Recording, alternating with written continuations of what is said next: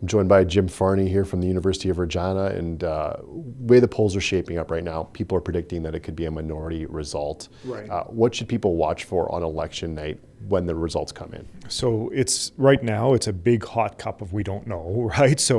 I think what folks will have to watch for is who's the biggest party, which we're seeing some controversy over, and then is there any combination of parties that will get you to 170? And I think that will be the question. We probably won't have an answer Monday night. If there's really close races that need recounts, and I suspect there will be, it could be later in the week before we actually know who hits those numbers.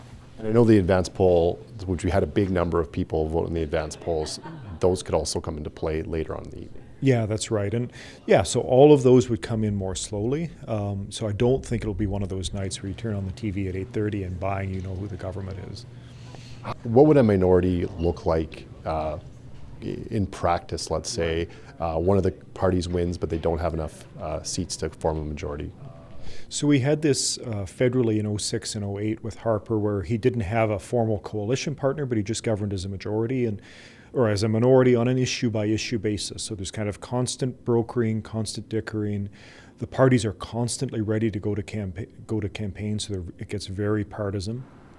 And you start to see internal divisions inside the losing party. So whoever's PM gets really cohesive, and you get the Ignatieff D. Allen story on the Liberals, for example. The Tories had been like that in the 70s.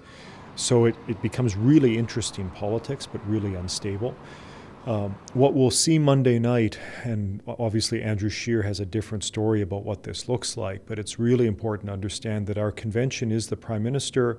The incumbent has the chance to go and meet the House and see if he has the confidence of the House.